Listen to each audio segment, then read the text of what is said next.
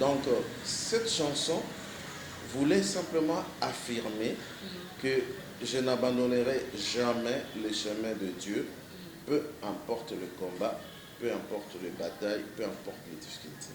Très bien. Honneur, la vie et l'éternité. Si tu peux me calmer.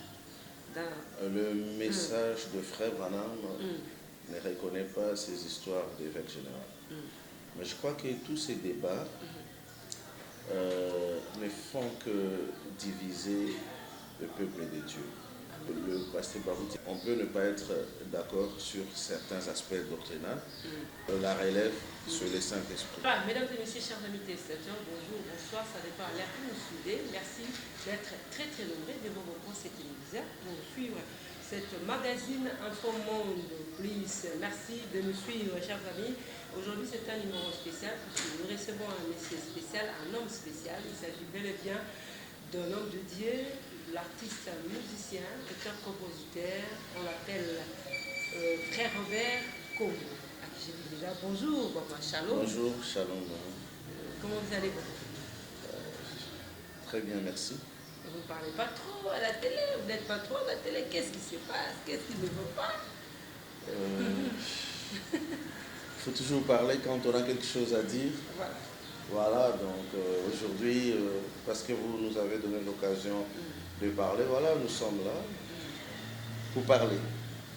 Très connu dans le milieu gospel.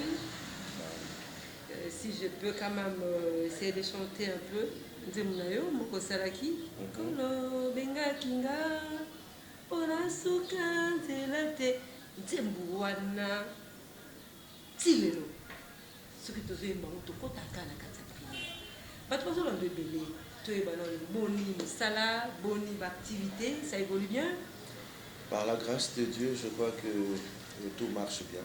Okay. Le travail du Seigneur aussi, par sa grâce, ça marche. C'est vrai que ça fait un long moment, beaucoup de questions. Voilà, donc est-ce que vous... Tiki musique. Bon, j'ai toujours répondu que la musique, ça nous colle dans nos cœurs, dans nos âmes, toute notre vie. Hein. Donc la musique, il va dans tant où était en haut, parce que c'est notre vie. C'est l'expression de ce que nous ressentons au fond de notre cœur pour Dieu et pour son peuple. Mais, comme la Bible dit, il y a un temps pour tout. Il n'y avait pas de la matière à présenter au peuple de Dieu pendant ces temps, sur le plan musical. Voilà, donc on faisait autre chose par la prédication et autres. Pour le moment, je pense que nous venions de faire notre comeback avec quelques chansons travaillées au studio dernièrement. On attend de faire des clips. Je pense que le peuple de Dieu sera encore servi, mais déjà l'album est sur toutes les plateformes. Ils peuvent s'en servir. Concert mieux, voilà. Très bon album, je vois qu'on en parlera. Oui. Mais je reste que tout sur le monde qui est pour que les téléspectateurs puissent pas comprendre que Obungaki, Ozaki Nakata, la prédication aussi. Hein? Vous êtes pasteur. Oui, bien sûr. Mais qu'est-ce qui fait à ce que artistes et belés, musiciens, chrétiennes, aujourd'hui sont devenus des pasteurs? Bon, je ne dis pas que ce qui n'a pas quitté, c'est parce que je m'occupais de la prédication. Non, c'est pas ça la raison. Ma soeur, moi je dois vous dire une chose qui est vraie, c'est que lorsque je fais une chanson et que je dois revenir vers le peuple avec une chanson, je me rassure toujours que ça vient de Dieu, que c'est inspiré. Vous savez, Nzambe, il ne m'a pas ça. Ce qui permet de la bécité, je ne veux pas fabriquer une chanson. Donc on respecte Dieu, on respecte son peuple. Et ça m'arrive aussi d'avoir une inspiration et d'attendre longtemps pour être sûr que c'est ça. Voilà. Donc, c'est ce qui fait que tout à l'heure, vous avez dit, mais cette chanson, ça ne tarit jamais. Pourquoi? Parce que quand c'est vraiment Dieu lui-même qui donne, c'est comme une portion de la Bible. Dans la Bible, on peut la lire 1000 ans, 2000 ans après, c'est comme si tu n'avais pas encore lu. Très bien. Donc, par respect à Dieu et à son peuple, nous aimons revenir avec une chanson ou avec des chansons quand on est sûr vraiment que c'est de l'inspiration. On ne peut pas amener n'importe quoi.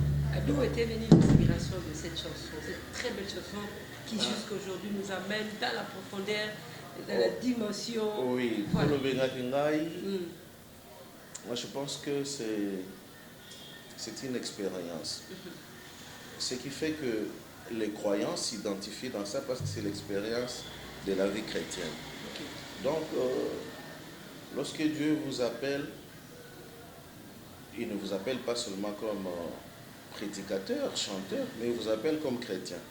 Déjà, ce chemin-là du christianisme, lui-même, il fait en sorte que ça ne soit pas un chemin droit. C'est un chemin parsemé, dans la difficulté, ma bébé. Alors, la première chose dont vous devez être sûr, est-ce que c'est lui qui t'a appelé? C'est ça. Si c'est lui qui t'a appelé, alors peu importe ce que tu vas rencontrer en cours de route, tu sais que non, quand il t'appelle, c'est pour t'amener jusqu'au bout. Voilà. Donc c'est juste être d'abord sûr de ton appel. Donc cette expérience, c'est parce que j'étais très sûr de l'appel de Dieu pour le suivre en tant que chrétien. Et alors lorsque la Kutani na Makambo, oh il n'y a que l'Elisangay, je me suis souvenu que... De la chanson en question. Je me suis souvenu. Je l'ai chanté comme ça. C'est-à-dire qu'un jour où je me suis décidé que, bon, en tout cas, je vais tout abandonner. C'était comme si le diable me prêchait dans ma pensée. Donc, tu allais tout abandonner parce que ça ne marchait pas. Oui, ça ne marchait pas. Donc, on dit, mais depuis que tu as cru, regarde, parce que j'étais trop jeune. Donc, depuis que tu as cru, donc, qu'est-ce qui a changé réellement? Regarde. Okay. Donc, c'est comme si j'avais un peu prêté oreille à la prédication méchante ou à Satan. Et puis, j'ai pris des décisions à l'intérieur de moi que, bon, c'est fini, même l'église, je ne partirai plus, et tout.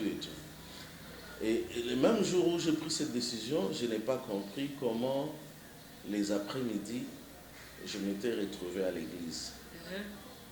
Là, j'étais à l'église, je suis encore venu à l'église. Alors, pendant que je pensais à ça, j'ai commencé à chanter ces cantiques-là. Et je l'ai chanté comme ça, du fond de mon cœur. Je l'ai chanté jusqu'à ce que je suis rentré chez moi, je l'ai écrit. Et voilà, c'était ça l'expérience de cette chanson. Très bien. Et qu'est-ce qui a marché maintenant, puisque tu as démarré Tikité, Kolabenga Kiyopo Suka Nanzela, Suka, et aujourd'hui tu es toujours dans le Seigneur. Qu'est-ce qui a changé par rapport à il y a comme marché? Non, en tout cas moi je ne conçois pas qu'au marché dans le christianisme sur le plan matériel ou financier. Qu'au marché, c'est que l'expérience du christianisme, au fur et à mesure que tu comprends mieux Dieu. Voilà. Parce qu'au début, il y a des choses que tu ne comprends pas très bien. Mais pourquoi? Et au fur et à mesure que tu comprends que tout enfant de Dieu doit passer par des difficultés. Tout enfant de Dieu doit passer par des épreuves. C'est pourquoi j'ai toujours dit souvent, et parfois même aux croyants, que ce que tu crois que du jour au lendemain, tu seras applaudi, et tout le monde va t'apprécier, toutes les portes te seront ouvertes. Là, tu t'es trompé. Parce que Jésus-Christ lui-même, il a dit que quand vous voulez me suivre, portez votre croix et suivez-moi. C'est au fur et à mesure qu'on comprend Dieu, on comprend sa manière d'agir, sa manière de travailler avec nous, on est plus en paix. On sait que c'est ça le christianisme. Donc, cette chanson voulait simplement affirmer que je n'abandonnerai jamais le chemin de Dieu, peu importe le combat, peu importe les batailles, peu importe les difficultés. Très bien, et la chanson a fait du succès, non? Ça vous a rapporté quoi dans votre carrière? Beaucoup de témoignages, beaucoup, parce que la plupart des gens qui ont témoigné de cette chanson m'ont dit que ça les a réconfortés dans leur foi. Parce que c'est ça la chose. sans la foi, on ne peut pas être agréable à Dieu. Donc, le fait que ça a trouvé une place dans le cœur du peuple de Dieu et que ça fait partie de leur vie, il y a des gens qui me disent, ça c'est ma chanson. Alors, ce qui signifie que ce n'était pas ma chanson. C'était simplement une chanson de tout le monde. Donc pour moi, ce témoignage-là de toutes ces personnes qui vous disent combien ils ont été bénis, combien ils ont été, d'autres ont été guéris, ils sont sortis des épreuves et des difficultés, ils ont cru, d'autres même ont cru la parole de Dieu à cause de ça. Mais vous savez ce que dit la Bible, lorsque une seule âme s'est convertie. Donc pour moi, c'est ça le plus grand avantage. C'est le fait.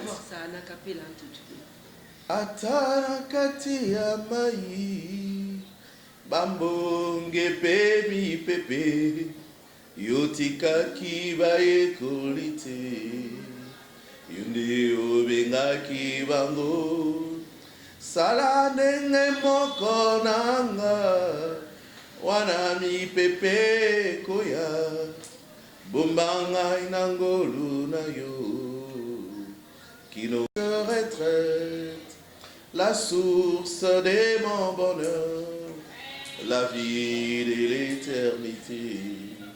Si tu peux me cacher en toi jusqu'à la fin de l'épreuve, je te serai toujours fidèle. Quand tu m'appelleras, je ne vais pas aller loin de toi, Seigneur. C'est la confusion et la mort.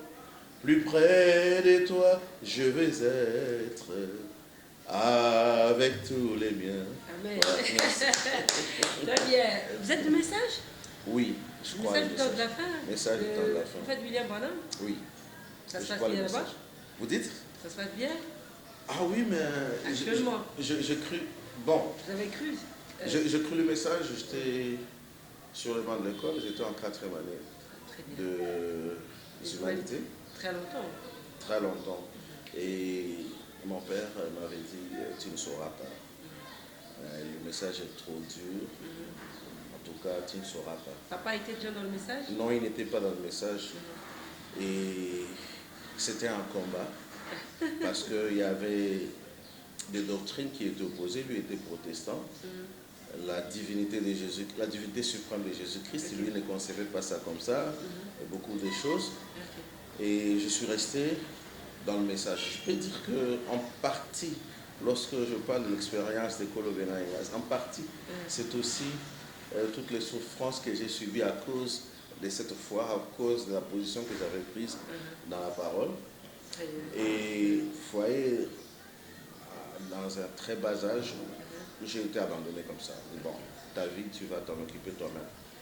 Et le Seigneur a permis que, sans le secours d'aucune main, sans parents qui peuvent te soutenir, j'ai pu quand même étudier, j'ai pu évoluer jusqu'à être ce que je suis aujourd'hui. Donc le Seigneur ne m'a jamais déçu par rapport à cet appel.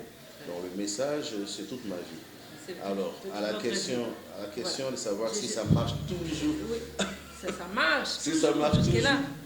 Je dois dire, si vous savez, lorsque le message vient, les gens croient, ils sont très sérieux, ils recherchent le Saint-Esprit, ils recherchent le témoignage, la vie. Et au bout d'un certain moment, il y aura un groupe d'autres groupes qui vont vous rejoindre. Est-ce qu'il faut seulement croire au message du temps de la fin ou carrément il faut seulement croire au message de William Branham pour hériter le royaume de ciel? En une minute seulement, je vais juste je vais bien répondre à cette question. Je ne dis pas que le salut, ceux qui ne croient pas le message du temps de la fin n'entreront pas au ciel. Mais je crois que dans ces temps où nous vivons, le Saint-Esprit agit dans le message envoyé par son prophète William Branham. Et je crois que la vraie parole produit la vraie foi. Alors, si vous n'avez pas cette vraie parole révélée par Dieu, il est très difficile que vous ayez la véritable Qui a le foi. relève actuellement de William Branham dans le message? C'est le Saint-Esprit. C'est le Saint-Esprit. C'est le Saint-Esprit. Vous avez un évêque général dans... Le message de Frère Branham Mm. ne reconnaît pas ces histoires d'évêque général. Le message de Frère Branham parle de l'autonomie de chaque église et l'évêque, c'est l'ancien local dans une église, la fonction qu'il assume. Quand on dit par exemple, le baroutier l'évêque général de l'église du message du temps de la fin, ou celui les relève, vous dites quoi? Juste c'est une question de curiosité, juste pour savoir pour votre point de vue, je ne sais pas. Vous êtes libre hein, à répondre ou pas, donc. Vous savez, lorsque nous avons cru le message de Frère Branham, au début, nous avons eu beaucoup de gens qui estimaient qu'ils prenaient la relève de Frère Branham. Nous avons eu le frère Franck, frère Barillier, ont attribué à frère Joseph Coleman la relève. Mais je crois que tous ces débats ne font que diviser le peuple de Dieu. Je pense que lorsque Moïse a quitté la scène et que Josué avait pris la relève, Josué devait introduire le peuple de Dieu dans la terre promise. La terre promise pour nous, c'est le baptême du Saint-Esprit. Et celui qui prend la relève, c'est celui qui amène le peuple dans la terre promise. Et c'est le Saint-Esprit. Les hommes, je crois que le pasteur Barout est un grand homme de Dieu. Il prêche la parole et des miracles et des choses comme cela. C'est mon père, parce que j'ai évolué dans cette église-là. Mais on peut ne pas être d'accord sur certains aspects doctrinaux. Doctrinaux, si je peux dire comme ça. Moi, personnellement, je crois que la relève sur le Saint-Esprit. Là, dans ce point-là, en même temps, Pasteur Robert Combo, vous avez pris beaucoup de temps pour nous amener encore le concert ou encore concert minuit. C'est un nouvel album oui. Qui contient combien de titres? Jusque-là, ce qui est disponible, c'est 3 titres, mais ça va aller jusqu'à 10 titres. Nous y allons progressivement. C'est quoi le grand message, le grand thème de la chanson? Oui, en fait, concert muet. Concert muet, je raconte l'expérience de mon œuvre. C'est-à-dire que, de quelle manière est-ce que je reçois les cantiques que j'ai toujours chantés et que vous avez toujours appréciés. Et non seulement de quelle manière ces cantiques viennent, mais aussi, je pense que chacun de nous livre ces concerts muets-là, tous les chrétiens. Je pense que, Maman Rosette, il vous est déjà arrivé. Comment on peut comprendre? Oui, je suis en train d'expliquer. Oui, il vous est déjà arrivé d'être comme ça et d'être en train de chanter, par exemple, dans votre cœur là. C'est une prière, sans pourtant faire sortir de manière audible ce que vous chantez. Et pendant que vous chantez là au fond de votre cœur, vous sentez vraiment que vous êtes béni. Vous sentez que cette offrande-là, ça monte jusqu'au trône de Dieu et que Dieu répond. Donc, pour moi, c'est un concert muet. C'est le vrai concert d'ailleurs. Pourquoi? Parce que si le diable a choisi la tête de l'homme, Dieu a choisi le cœur. Le cœur, c'est le trône de Dieu.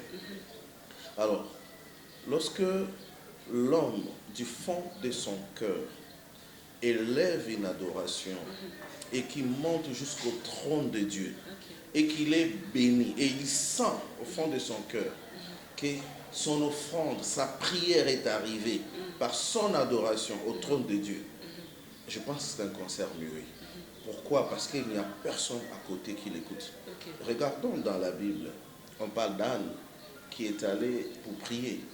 Et il est arrivé un moment que sa souffrance avait tellement débordé qu'elle n'osait même pas ouvrir. Donc personne ne pouvait entendre ce qu'elle disait. Mais il y a un sacrificateur qui a dit, mais cette femme, elle est ivre. Vous nous amenez dans Est-ce que vous comprenez? terrible. Et cette femme a dit, je ne suis pas ivre. Ok. C'est simplement mon cœur qui se répand devant Dieu. Et Dieu avait exaucé. En fait, j'avais voulu montrer de quelle manière souvent mes cantiques viennent. Donc je dors la nuit, je sens qu'au fond de cœur, je suis en train de chanter un cantique. Comme si je faisais peut-être un concert. Et puis je me réveille, je dis, mais non, mais c'est ça, c'est un cantique que je n'ai jamais chanté. Voilà. Vous comprenez? Et après, je peux prendre un papier et j'écris. Donc, ce concert muet, pour moi, c'est le vrai concert. Pourquoi j'ai voulu parler de ça? Parce qu'aujourd'hui, on aime trop du tape à l'œil. Hein? On aime vraiment du tape à l'œil. Quelque chose de sensationnel. Quelque chose que tout le monde va applaudir. Tout le monde va sentir que c'est moi. Mais est-ce que vous êtes sûr que le Dieu invisible, il a vraiment écouté ce que tu as chanté? Est-ce que quand tu chantes là, tu t'adresses au Dieu invisible ou tu t'adresses simplement au public? Donc, vous reprochez quelque chose aux artistes? Non, c'est une interpellation. C'est une interpellation pour chacun de nous. C'est-à-dire que nous ne soyons pas juste des serviteurs qui ont servi le monde et après nous sommes rejetés. Lui-même, il a dit ça. Il a dit, je traite durement mon corps. Je veux être sûr qu'après avoir servi, pour que les autres entrent, que je sois sûr que moi-même chante. Il faut qu'un cantique puisse d'abord vous bénir vous-même. Très bien. C'est ainsi que si vous parcourez tout ce que j'ai chanté comme cantique, je les chante à Dieu. Je ne m'adresse pas aux hommes. Je m'adresse à lui. Donc, et ça se passera comment en fait, toutes les chansons que vous allez chanter dans le concert muet? Vous demanderez aux gens de ne pas... Non. Ça se passe comment? Est-ce que les gens peuvent comprendre? Non, en fait, quand on dit concert... Demandez aux gens de rester là, en train de prier, sans pourtant faire sortir la voix. Le concert muet, vraiment, si vous voyez le refrain dit, ça se passe là dans le cœur d'un mortel. Très bien. Est-ce que les pianos et les guitares vont-ils chanter mieux que le cœur consacré? En fait, qu'est-ce qu'on veut? On veut que lorsque vous venez pour chanter même devant le public, que votre cœur soit déjà en ordre avec Dieu. Qu'il ait une communion entre toi et Dieu. Et tu vas amener aussi le peuple dans la communion avec Dieu. Donc, le monde entend ce qui est audible, mais Dieu, lui, entend ce qui est invisible. C'est comme ça que vous pouvez, si votre cœur n'est pas en ordre avec Dieu, vous pouvez être en train de chanter, mais ça n'arrive pas auprès de Dieu. Je ne sais pas si vous comprenez. Ça n'arrive pas parce que ça fait simplement de bruit.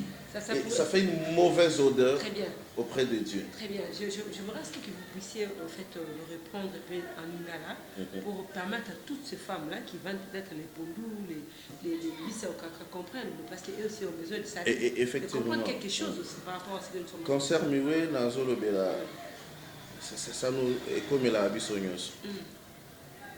Mama Koti Nakatia Bilanga, Namutema Nae, Azoye Mbelanzam. Yahweh Okumama, Yahweh ceci, ainsi de suite. Retraite, la source de mon bonheur, la vie de l'éternité. Si tu peux me cacher en toi, jusqu'à la fin de l'épreuve, je te serai toujours fidèle. Quand tu m'appelleras, je ne vais pas aller loin de toi, Seigneur. C'est la confusion et la mort.